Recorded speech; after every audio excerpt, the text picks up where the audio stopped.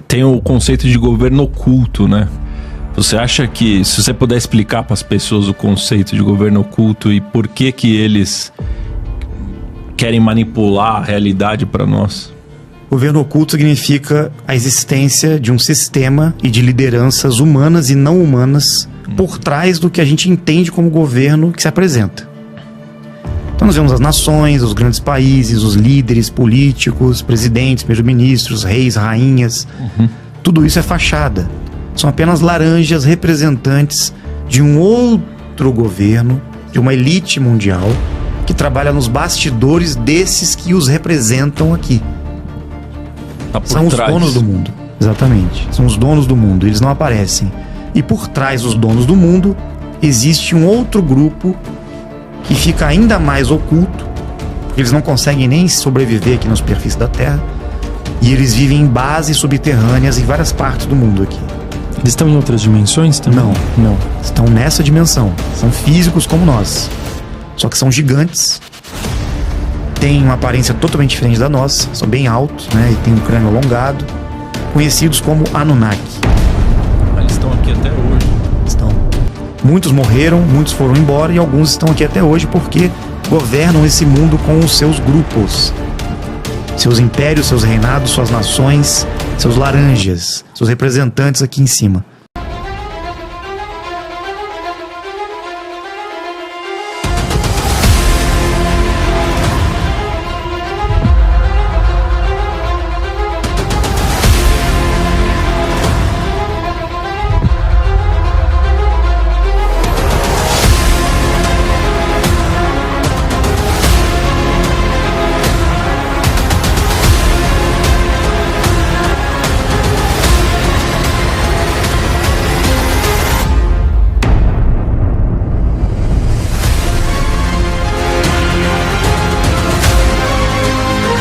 Ali foi a primeira grande base, a primeira grande civilização da Terra no passado.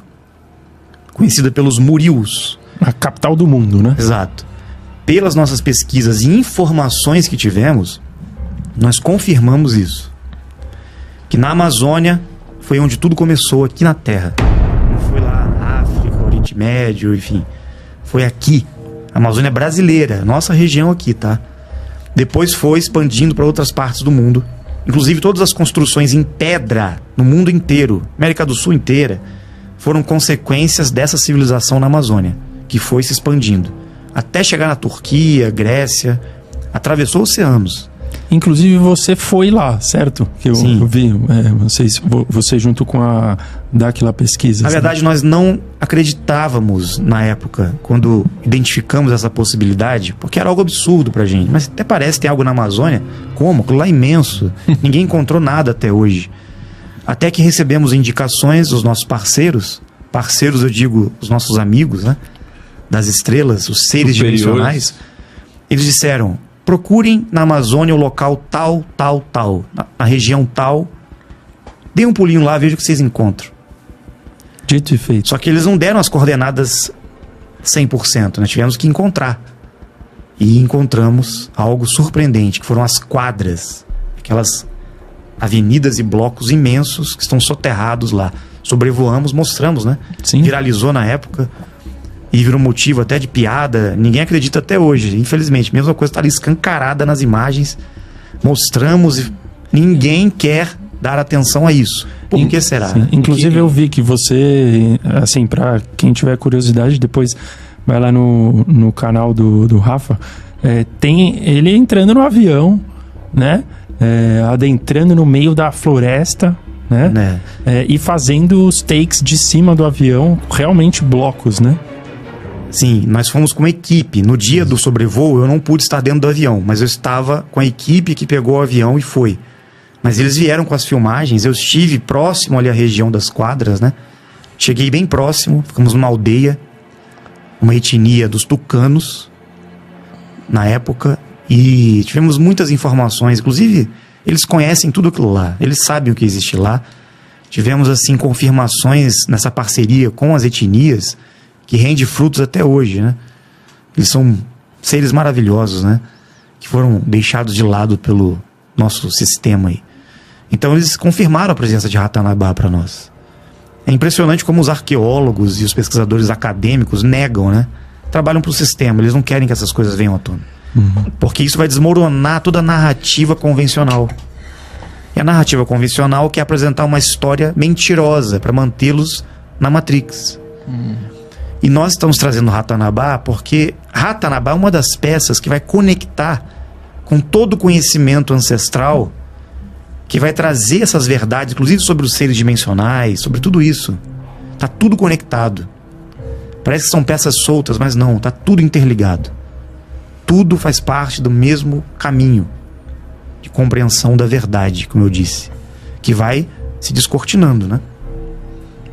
Qual que é a importância, então, de Ratanabá hoje para a humanidade? O que ela pode revelar para a gente? Olha, muita coisa, porque ser a primeira grande civilização que foi soterrada, porque muitas das construções, tecnologias e as pessoas que viviam lá foram pegas de surpresa por uma grande inundação. Em certo momento, não só uma, várias, né? Mas teve uma específico que ficou conhecido como o Grande Dilúvio na Terra, que varreu toda a região amazônica. Muita água entrou lá e soterrou tudo. A floresta veio nascer depois, né? Foi plantada, na verdade, lá. Isso há milhares de anos atrás. Milhares de anos atrás. Imagina o que tem soterrado lá. Nós identificamos uma profundidade ali de 300, 200 metros para escavação. É complicado, não é fácil assim. Mas imagina, a gente não pode sair cavando, escavando e desmatando. Não, existem leis, nós seguimos exatamente tudo que tem que ser seguido diante das normas e regras da nação. Existe toda uma permissão que precisa ser dada, né, pelo governo, pelo IFAM, para essas pesquisas, e a gente respeita, a gente está esperando justamente que tudo seja feito da melhor forma, de forma oficial, séria. Transparente. E Dáquila, os pesquisadores querem colaborar, porque essa descoberta de Ratanabá vai ser maravilhosa para o Brasil e para o mundo. Porque o que tem ali, não só de conhecimento, mas de tecnologia, de riquezas, vai mudar a história da humanidade, vai mudar a condição da vida aqui na Terra. Mas ainda tem coisas acontecendo lá? Sim, porque não existe só o lado físico, né? Existe a parte extrafísica, existe a parte dimensional, mas fisicamente dizendo, aqui no concreto mesmo, tem muita coisa, tecnologia, tem uma biblioteca em pedra. Olha, a gente pode avançar em várias áreas da humanidade. Recentemente, os pesquisadores de Dáquila, o presidente Urandir descobriu numa caverna junto com a Fernanda, eles encontraram uma galeria na região, lá próximo daquelas quadras, e identificaram crânios alongados nessa caverna. Esqueletos. Muitos esqueletos e crânios alongados. Filmaram, nós temos esse registro, e estão só esperando o momento certo para revelar essa descoberta, né, que precisa de uma certa liberação para isso. Então, nós até publicamos isso no canal, né, esses crânios, que aparentemente são seres que morreram naquele local por algum motivo e não eram humanos. E como é que a ciência vai explicar isso? Como é que os acadêmicos, os arqueólogos vão explicar isso, né? Eles negam, eles nem querem saber. E tem outras civilizações na América do Sul, né? Não é só no Brasil. Sim. Tem em outros locais também?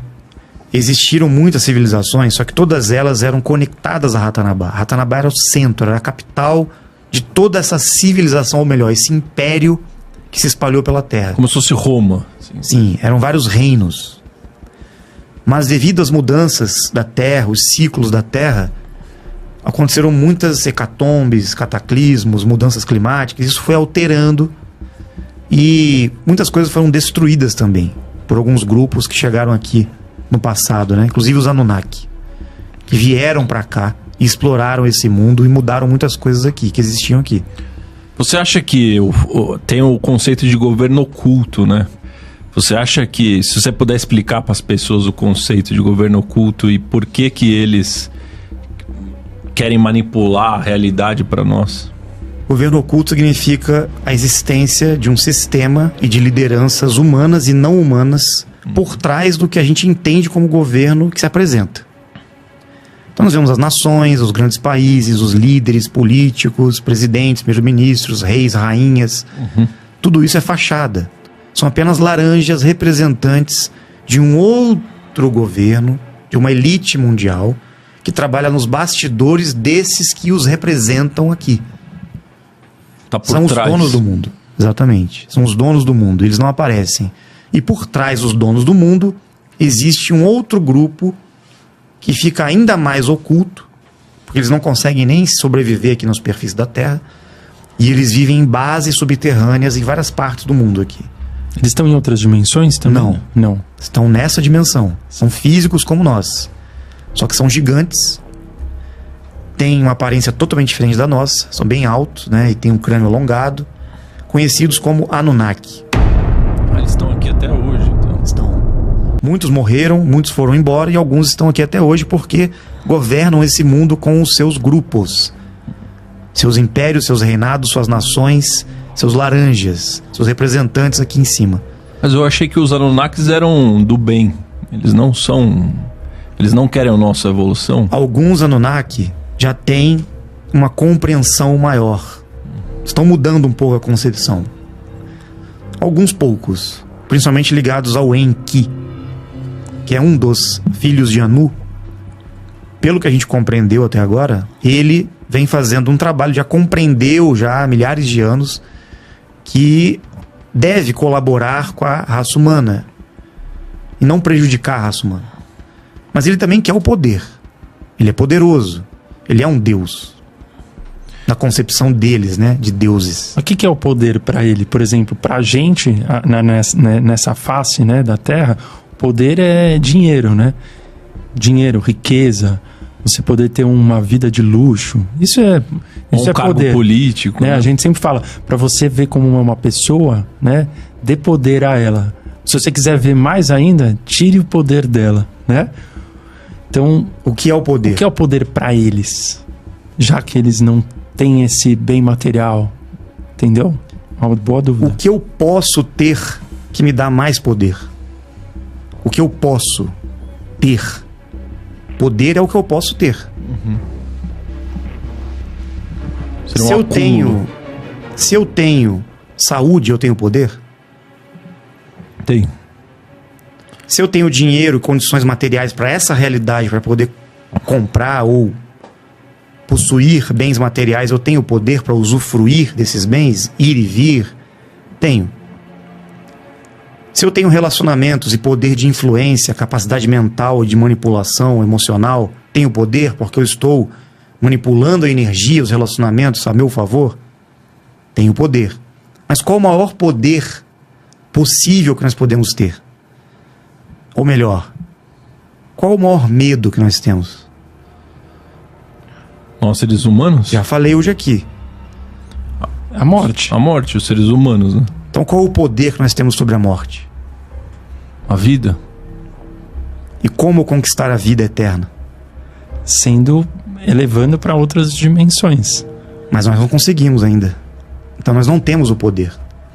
Mas esses caras conseguiram encontrar respostas que deram a eles um poder de sobrevivência física.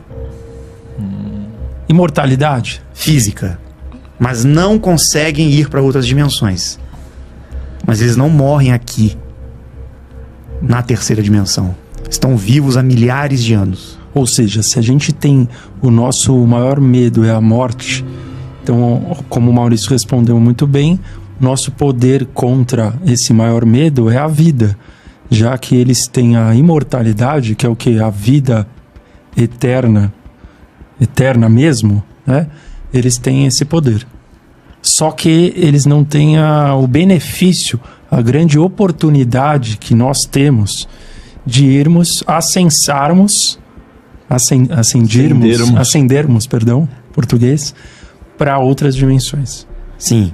Eles não conseguem essa transmutação porque biologicamente a tecnologia física que eles estão utilizando não consegue evoluir para essa outra dimensão ainda.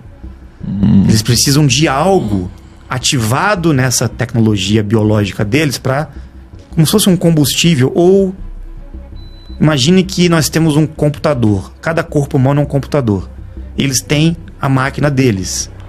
Eu estou usando um computador de uma marca tal que é bem melhor do que a outra marca, por exemplo. Eles estão usando um computador bem fraquinho, mas eles conseguem utilizar esse computador na sua excelência, sem danificar eles.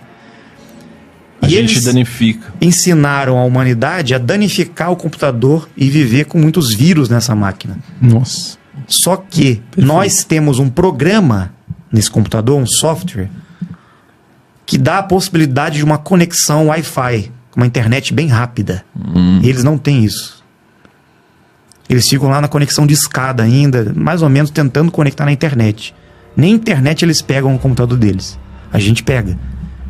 E quando eles perceberam isso, que um ser humano na Terra, que foi criado por um dos Anunnaki, que de certa forma traiu os outros, que foi esse Enki, eles ficaram revoltadíssimos, porque eles queriam que o ser humano mais primitivo que eles, que era a raça humana, anterior à raça adâmica, fossem os trabalhadores, a mão de obra deles. Por quê? Para ter o poder, se você é poderoso, você quer trabalhar? Você quer que os outros trabalhem para você. E se a matéria-prima que você precisa para ter o poder e sobreviver e não morrer depende de mão de obra e trabalho escravo, você vai trabalhar?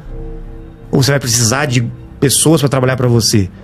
Então, para ter o poder, você teve que criar um sistema que condicionasse uma classe de operários e de seres humanos para depender de você, que tem o poder, para que eles também sobrevivam. Então, se eu tenho o poder e não morro, crio um sistema no qual eu distribuo condições para você sobreviver e você morre, está na minha mão, eu tenho o poder sobre você. A gente Porque eu te dou o trabalho e para você sobreviver você tem que fazer o que eu mando. Sim. No meu sistema. Porque eu não morro e você morre. Então eu tenho o controle de toda a Terra, de toda a humanidade. Sensacional. Deu pra entender tudo, cara. Pra mim, exato. Aí conectou pra mim com um tema muito atual, que é a criação da inteligência artificial. Será que a gente pode fazer um paralelo como se nós fôssemos os Anunnakis da inteligência artificial? É que, na verdade, eles estão aumentando, expandindo essa tecnologia digital, inteligência artificial, tudo isso, para deixar a humanidade talvez mais refém do sistema deles. Facilitando as coisas, né, para nós. Esse é o problema. A inteligência artificial é o caminho da Matrix. Deixar cada vez mais a humanidade alienada no virtual, no imaginário, no digital.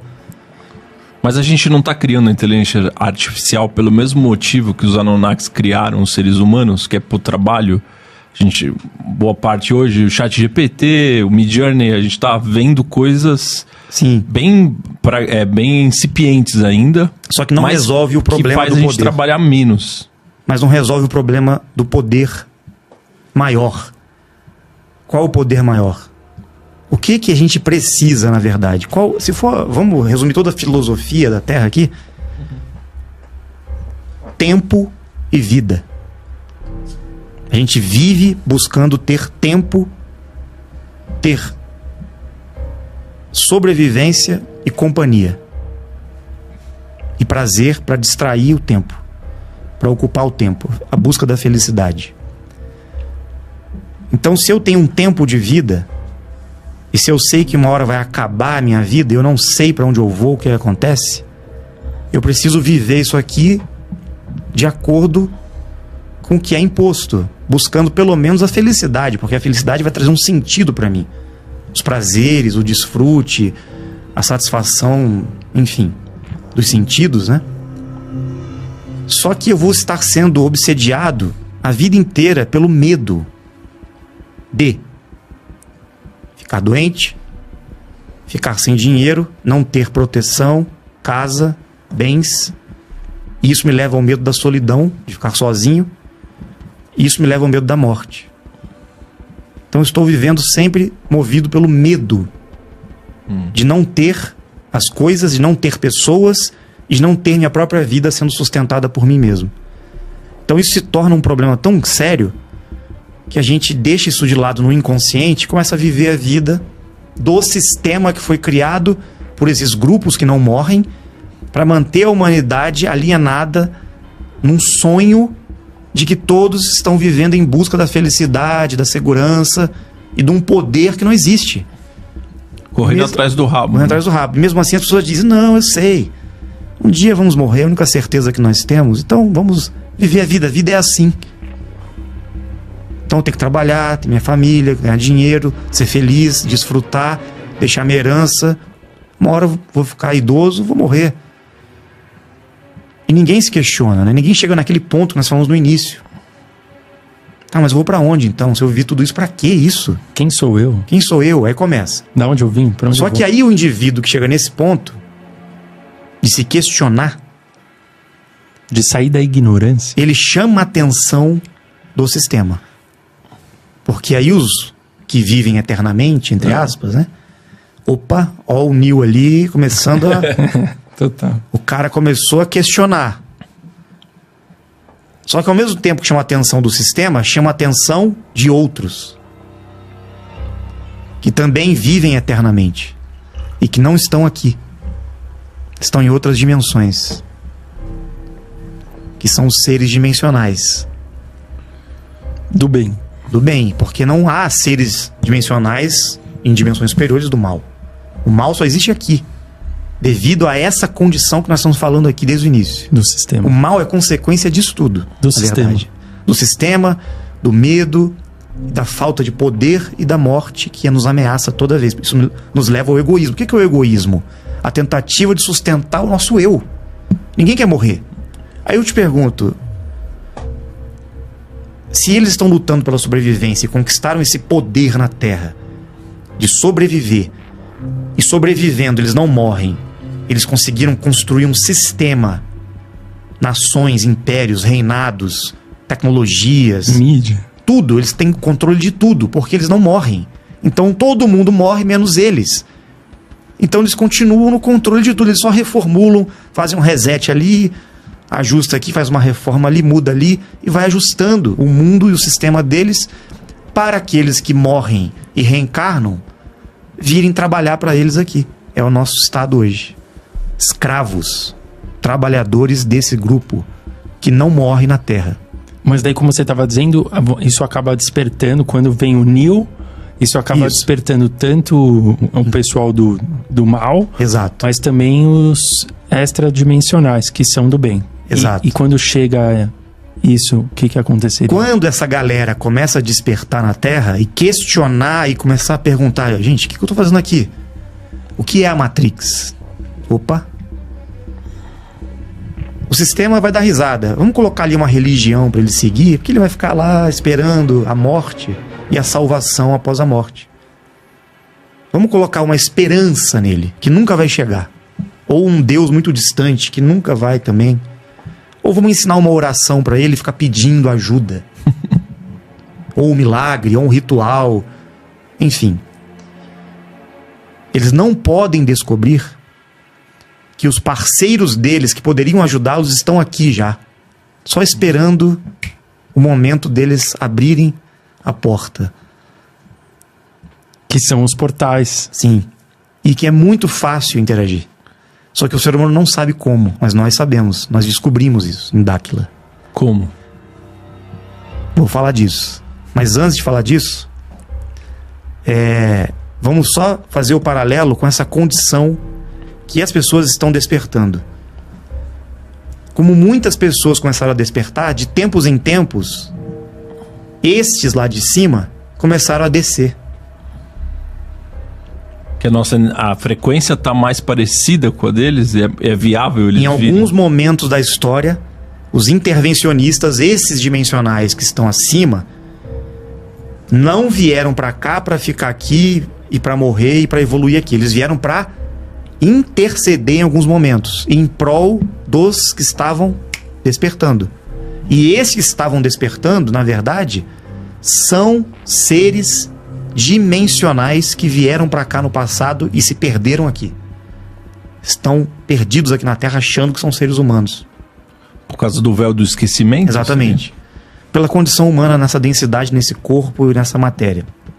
aprisionados nesse sistema, nessa matrix dos Anunnaki. Esses que vêm do céu, como foi o caso de Cristo, Yeshua, quando esteve aqui, Emmanuel, ele veio realmente de outras dimensões para cá. Se fez presente fisicamente, cara. E causou aquele rebuliço todo daquela época, na região lá, para poucas pessoas. Olha o que aconteceu. E até hoje tem consequências isso. Tinha bem menos gente no mundo naquela época. Aí eu te pergunto, o que ele fez? O que ele falou? O que ele ensinou? As pessoas falam, ensinou a lei do amor, perdão. Tá, muito bonito, né? Vamos todos ficar passivos, eu te perdoo, eu te amo, irmão. Não. O que ele ensinou? Ele veio para combater o sistema. Ele veio para expor os Anunnaki, que estavam infiltrados entre os romanos, entre os judeus na época, no judaísmo. Ele veio para mostrar toda a podridão da humanidade onde nós estávamos inseridos na época, para aquele momento. E ele veio para justamente ser perseguido. Ele sabia disso, porque o sistema ia pegar ele. E ele veio para falar para as pessoas que estavam já com esse chamado, com esse despertar. Na época, que estão aqui até hoje, essa galera. Muitos de nós, né? E o que ele ensinou durante todo o tempo que ele esteve aqui? Ele ensinou justamente como alcançar esse poder ilimitado, superior ao poder que os Anunnaki conquistaram. Porém, com consciência, com nobreza, sem ego. O problema é que nós nos perdemos no ego, nos perdemos na ganância, nos perdemos nas emoções, e muitos não conseguiram desenvolver e atingir esse estágio de consciência, essa frequência superior, esse poder, porque esse poder precisa de responsabilidade também. Esse poder nas mãos dos Anunnaki é o que é hoje esse sistema. Inclusive, muitos que tinham esse conhecimento, que conseguiram essa transcendência, essa transmutação, sabiam que viria alguém, que foi Jesus Cristo, para trazer esse conhecimento de volta para a humanidade. E foi isso que ele fez na época. Ele trouxe o conhecimento, o treinamento, o segredo da vida eterna, que hoje é conhecido como o segredo do Santo Graal, ou a alquimia transmutativa. Que os alquimistas deixaram oculto, né? Nos segredos ocultos. Esse conhecimento. Que é a conversão da energia física e espiritual em uma realidade dimensional, um corpo dimensional. Ou seja, conversão da matéria em luz. Corpo de luz. E corpo físico 100% integrados, sincronizados. O que acontece é que nós estamos sem essa integração, essa sincronicidade, então o nosso espírito desencarna facilmente do corpo. Quando você consegue acoplar e fundir corpo e espírito e acelerar a frequência, atingir um nível maior de vibração, corpo e espírito transmutam para a vida eterna. Juntos. Foi isso que Jesus Cristo veio ensinar e mostrou pela experiência que ele passou, se permitindo morrer e voltar 3 dias depois à vida, ressuscitando. Toque, estou aqui, vivo. Carne e Agora osso. vou voltar. Ou seja, essa é a prova mesmo. A Né? prova tá aí, tá na própria Bíblia o negócio, e ninguém vê. O cara mais famoso da história, dentro das religiões, da espiritualidade, e ninguém vê. Todo mundo continua achando que a gente tem que voltar morrendo em espírito. Nem ele fez isso. Ele ensinou que não era esse o caminho. Inclusive disse que no fim dos tempos, aqueles que estavam sendo preparados, os escolhidos, muitos voltariam do reino dos mortos para o reino dos vivos, através da ressurreição, e atingiriam a vida eterna. E onde estaria Jesus? Então ele Tá vivo. Ele está vivo em outras dimensões. Com o corpo físico dele, não morreu, continua vivo, é um ser dimensional. Caramba. E sabe-se em qual dimensão? Não. Ou isso não compete a nós saber? Acima da 9ª dimensão. Bem além. E por ser um ser já nesse cargo crístico, vamos dizer assim, ele já pode interagir como ele bem entende aqui na 3ª dimensão, a hora que ele quer, da forma que ele quiser, com a aparência que ele quiser. Ele faz o que ele quiser, é um deus, né? Ele pode voltar como uma pessoa Exatamente. qualquer. Por que ele não volta ainda? Não, pode ser que ele esteja aqui em outra forma. Pois é, a gente não sabe, né? Isso não compete a nós. Né? Ele disse que ia voltar, não disse? Lá atrás nas historinhas? Pois é. Então a questão aqui é a seguinte. Que eu sinto que a gente tá vivendo um apocalipse atualmente. Do jeito que tá a humanidade. O que é o apocalipse? É o fim desse sistema, dos Anunnaki, e o início de um sistema de regeneração e renovação e despertar da consciência da humanidade para a vida eterna também, para este conhecimento perdido, que é o único caminho para a verdadeira felicidade. Porque é o seguinte, as pessoas falam, mas como viver eternamente? Se eu viver eternamente, vai ser um tédio. Tá, agora imagina o seguinte, você não fica mais doente, você não tem necessidade financeira, você tem vida eterna, você tem tempo, você tem condições de fazer tudo o que você quiser, de construir sua vida, planejar, se estruturar. Se todo mundo tiver tempo, um sistema mais digno, condições de viver aqui com mais saúde, qual o medo? Tem gente que tem Qual medo. o egoísmo? Qual o egoísmo? Nenhum. Se nada me ameaça, se eu atinjo uma estabilidade... Porque é o seguinte, tudo bem, se eu não tiver dinheiro, tá. Mas vamos começar tendo saúde e vamos dizer o seguinte, ó, a partir de agora você não morre mais. Você tem tempo até para procurar o dinheiro que você precisa e estabilizar a sua vida. Você não precisa ficar preocupado, será que eu vou morrer, eu vou ficar doente? Imagine se tivesse essa condição de prolongar a vida. Você acha que muda alguma coisa na sociedade? Mas uma pessoa que tá em depressão, ela não quer continuar vivendo, entendeu? Porque ela não tem o conhecimento. Se ela acessa o conhecimento e começa a entender o propósito da vida e essas coisas, porque a depressão nada mais é do que a falta de sentido, a falta de propósito, a falta de conhecimento sobre o propósito da vida. Porque você está tentando seguir por um caminho que não tem resultado, não tem estímulo. Você perde o poder. Você desiste. Você fala, então é melhor morrer mesmo. Posso dizer então que a depressão nessa ótica seria a ausência, uma pessoa que está com ausência de poder sobre si mesma, sobre tudo. Sim. Por isso que ela está em depressão, ela está na ignorância e isso faz ela achar que a vida é uma coisa muito fechada. Exatamente, porque você perde a perspectiva e o propósito, não tem sentido viver. A real é essa, não tem sentido viver. Só tem sentido se eu estou na ignorância buscando uma felicidade efêmera, em busca de prazeres, para passar o tempo da minha vida em torno dos meus apegos, dos meus vínculos, das minhas necessidades, porque eu não quero morrer. Peraí, mas que instinto é esse? Por que não morre todo mundo então? Vamos todo mundo pular da ponte ali, ué? Acabou a vida, acabou o sofrimento. Mas o que trava? O que me traz esse instinto de não posso morrer? Explica. De onde vem isso?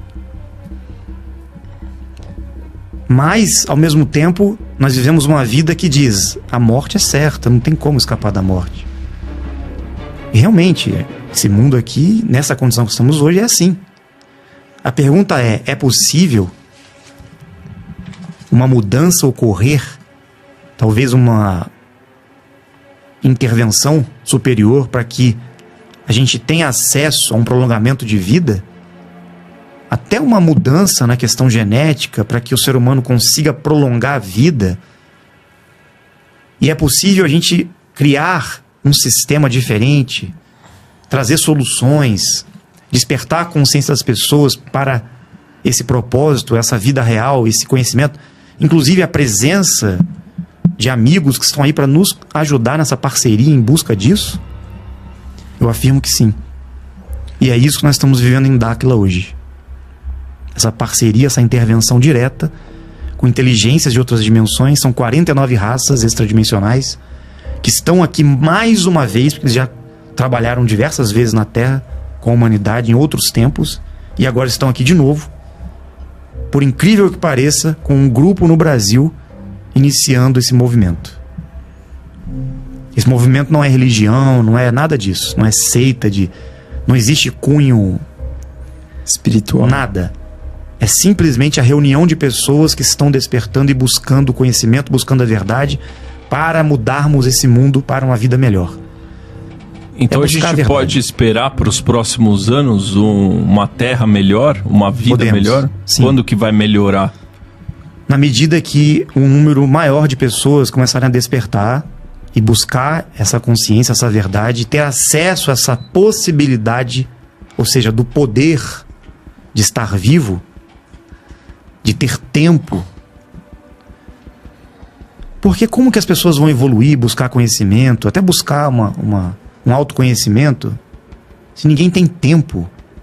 Nosso tempo tem que ser para trabalhar, pagar as contas, para...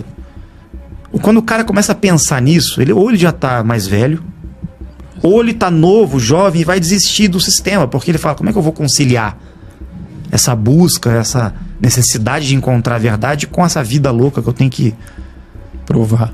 Pois é. Aí a pessoa faz o quê? Entra numa das armadilhas que o governo oculto criou através das religiões. Não, vira um monge. Vai para o monastério, se isola, vai viver em comunidade. Abandone o mundo. Vai ser um santo nas montanhas lá. E aí não dá certo isso. Porque esse cara pode até ficar lá, né, isolado e livre, entre aspas.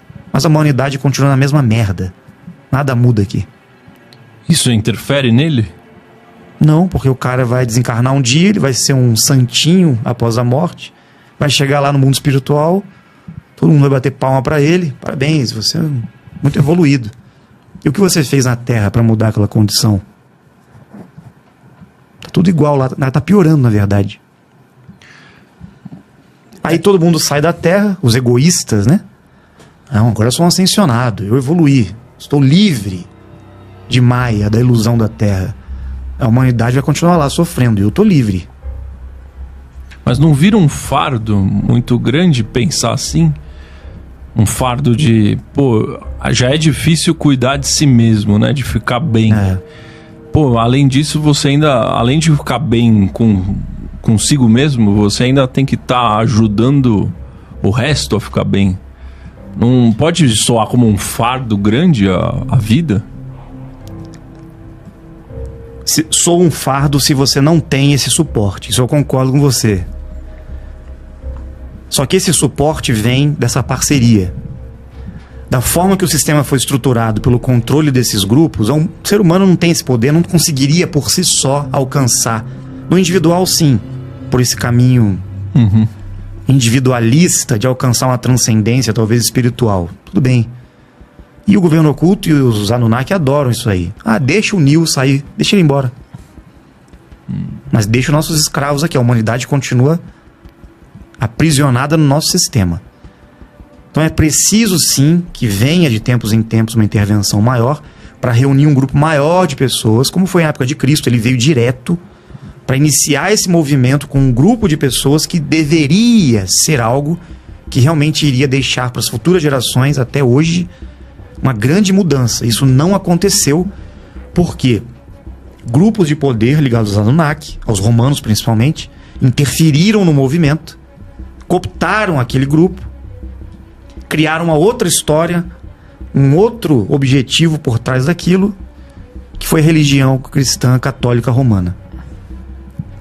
E o verdadeiro movimento que foi iniciado por Cristo e o conhecimento que ele deixou ficou oculto por poucos grupos de pessoas que conseguiram sobreviver e preservar isso, que depois acabou também ficando oculto e preservado em sociedades secretas, que outros membros do governo oculto se infiltraram nessas sociedades secretas para poder cooptar também ali dentro. Ou seja, eles se infiltraram em tudo para não deixar que a verdade viesse à tona. Seria o ocultismo, né? Exato. Sim, grupos antes do Conselho de Nicéia. Sim, sim. Certo? Só que na origem do conhecimento do ocultismo estava toda essa sabedoria alquímica, o segredo do Santo Graal, que os templários tinham 7% da informação que eles conseguiram alcançar, os tibetanos tinham 3% da informação, e que realmente ninguém na Terra conseguiu ter acesso 100% a isso. Os Anunnaki acham que encontraram algumas respostas para prolongar a vida deles através de um conhecimento de uma substância que eles usam, que vem do ser humano, num ato extremamente cruel que eles cometem com a humanidade, e pelo conhecimento que eles adquiriram através das funções do ouro, de como manipular o minério, o ouro principalmente. Por isso que eles dependiam do ser humano para fazer mineração para eles aqui.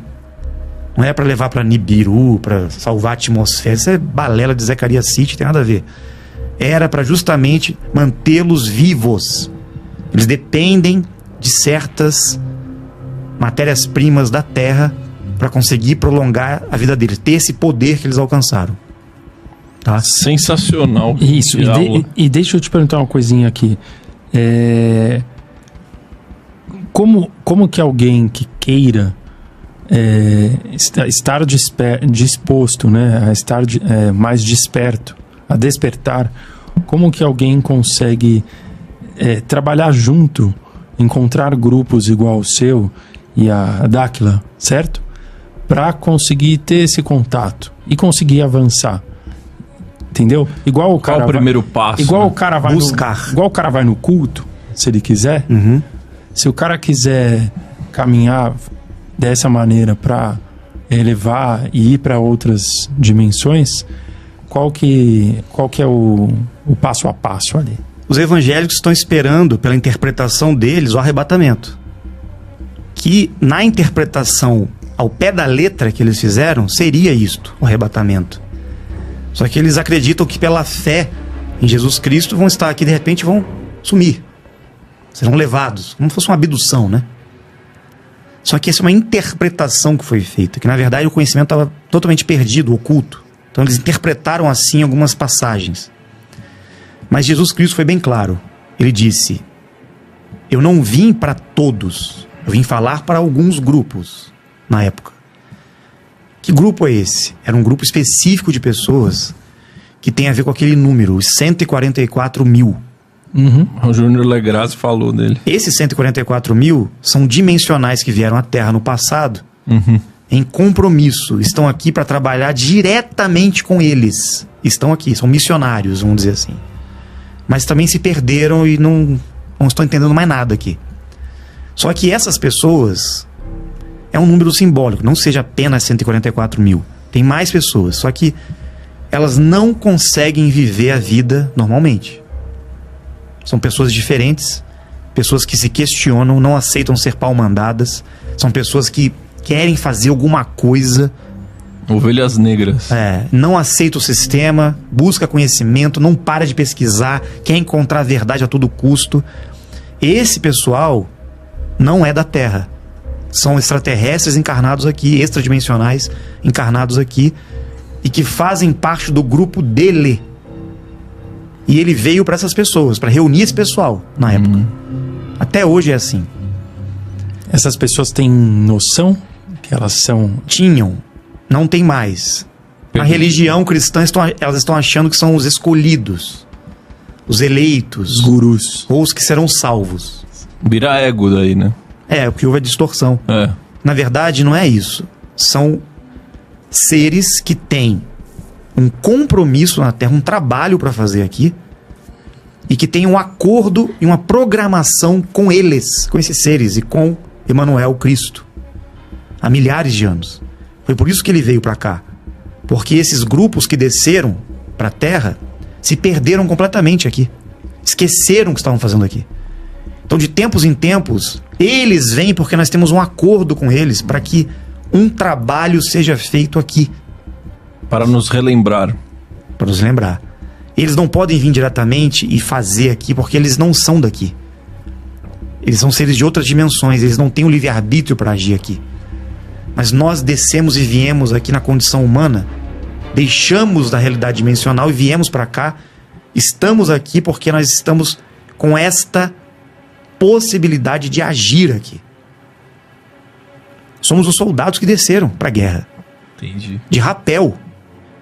Só que chegamos aqui, estamos com amnésia total, esquecemos o que viemos fazer aqui, perdemos a consciência de tudo. Então esse chamado, essa busca que essas pessoas têm, essa inquietação, desde criança, quem sou eu que estou fazendo aqui? Pô, qual o propósito de tudo? Tem vida, cadê o ser? Olhando para o céu, procurando nave. Essa galera tá esperando. E os seres aparecem para essa galera no céu. Está aqui, vai andar, parece uma nave, uma luz ali te chamando. Pisca uma coisa. Eles estão, ó, oi, tô aqui, lembra de mim? Lembra que a gente tem um trabalho aí na Terra? Eles estão te chamando, na verdade. Esperando você despertar e entender quem é você e o que está fazendo aqui. Quando Cristo veio foi para isso, mas ele ensinou e deixou para nós o caminho, o treinamento, o conhecimento, a técnica para desenvolver o corpo, o espírito, a mente, para atingir essa vida eterna num momento propício que está se aproximando, que é o tal do fim dos tempos, no qual a Terra e toda essa conjuntura energética vai favorecer com muita facilidade essa transmutação. Por isso que você fala que o despertar nos tira da zona de conforto. Sim. Certo? Sim. Sim, porque você tem que romper com essas ilusões, com esse sistema, com esses medos. Não é fácil você seguir nessa direção. Ainda mais quando você sai do âmbito da fé. Porque eu estou falando para vocês aqui, vocês podem até acreditar em mim a partir de hoje. Nossa, olha, tem muito sentido isso que você fala. Eu tenho fé. Nossa, fez muito sentido. Eu vou acreditar nele. Eu digo, você pode até acreditar, pode até fazer sentido. Só que para realmente alcançar isso, vai ter que vivenciar. Foi aí que eu disse para você que eu cheguei numa compreensão e uma fé, mas não era o suficiente. Porque eu não queria ficar esperando ou acreditando em que algo vai acontecer. Quero saber o que eu tenho que fazer. Cadê esses caras? Cadê esse Jesus Cristo aí? Aparece pra mim. Vamos trabalhar, eu quero trabalhar. Cadê você? Sou teu soldado. Exatamente. Apareça. Tem que querer, tem que ter intenção. Tô disponível aqui. Entendi. Quem tá disponível pra fazer isso? Pouquíssimos. Se ele aparecer agora aqui, nessa sala, A maior parte vai ter medo, né? e fazer o que ele fez na época lá. Fulano, venha, siga-me. Você sai andando atrás dele na rua aqui e vai onde ele for e começa a trabalhar pela causa, pelo propósito, que não é, na verdade, o ministério, religião, nada a ver. Simbolicamente é o compromisso que nós temos. É o chamado, é o despertar. Olha, você quer lembrar o que você vai fazer aqui? Quem é você? Você quer sair da Matrix realmente? Isso trará responsabilidades, trabalho, missão, compromisso e ação. E exposição. Caramba. Essa dúvida que você fez agora foi muito boa e vale pro pessoal aí de casa, que é: se Jesus aparecesse aqui agora, você largaria Tudo pra seguir ele. tudo, a sua vida, o seu compromisso de amanhã, a sua viagem que você tem marcada com seus amigos, com seus familiares, você largaria tudo, as pessoas que você ama, pra ir atrás dele, Seu trabalho. na obra dele? E na verdade você descobre que não precisa largar, porque esse chamado é uma compreensão e um entendimento de quem você é. Quando você compreende isso, mesmo estando no mundo, fazendo tudo o que você faz, tendo família, tendo trabalho, você simplesmente vai manifestar o seu compromisso onde quer que você esteja. Você vai ser quem você é. Eu, por exemplo, quando eu compreendi isso, falei, eu vou ser quem eu sou a partir desse propósito na Terra.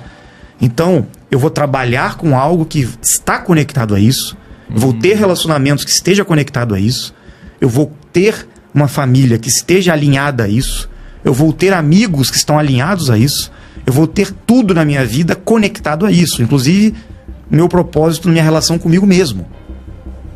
Então eu faço a minha vida se transformar no compromisso alinhado com a verdade que eu encontrei, e não o teatro que eu tenho que viver para os outros, para a sociedade, para a família, para fulano, para ciclano, para ser aceito, para ganhar dinheiro, Viver de aparência. viver de... Que isso, cara? Então, se Jesus vem e fala, vem e siga, para ele, vem e siga ou não. Eu não vou seguir você. Eu quero que você me mostre. Então, me ajude a entender quem eu sou. Se fizer sentido para mim, eu vou acreditar. Só que eu preciso, cientificamente, como Tomé tá certo. Prove então que você é um ser. Aí ele desaparece aqui e aparece de novo. Ó, estou aqui, vou para outra dimensão agora. Fui, voltei, estou aqui. Começa a flutuar, voa, desaparece, teletransporta, materializa na sua frente coisas. É a prova de que ele é um ser de outra dimensão. Na minha frente, estou vendo, estou vivendo, estou tendo um relacionamento com ele. Como os apóstolos tinham na época. Os milagres. Por isso que a negada seguia ele, cara. Andava nas águas. Porque era as pessoas vivenciavam. Não era fé. Ninguém estava indo para a igreja ali não orar para Jesus. Os judeus estavam lá, nas sinagogas, lá lendo a Torá. E ele estava experienciando a paranormalidade dele, os fenômenos, as experiências. Milagres. E passando conhecimento para o povo na rua. Mostrando a presença deles aqui. Não era só ele, eram vários seres. Porque quando ele ia subir um monte para orar é falar, é fazer contato. Com quem que ele ia falar? Ele ia conversar com alguém que ele chamava de Abá, papaizinho. O que é isso? Papai do céu? Papai do céu? E as pessoas falam, meu pai, ficou orando até hoje sem saber quem é papai do céu, né? Mas Jesus falava com esse papai do céu. Ele precisava às vezes de orientação. Então ele ia lá na montanha pegar a orientação com o papai do céu, com um amigo dele. Quem era esse amigo dele? Então, o que eu estou dizendo aqui é o seguinte: muitos estão nessa busca, muitos estão querendo ter esse poder, né? E que a vida mude, que as coisas melhorem, que a humanidade desperte, que a gente tenha conhecimento e tal. Mas será mesmo que se a gente assumir esse compromisso e arregaçar as mangas e viver uma vida pertinente a isso, assumindo uma responsabilidade e tendo a possibilidade de se tornar amigo realmente de Cristo e desses seres que estão aí, num relacionamento normal, como nós estamos aqui agora, conversando como estamos aqui, será que as pessoas iriam? Ou iriam preferir o sistema que está aí, a vida que elas têm? Vai tomar a pílula. Para mais conteúdos como esse, siga esta página.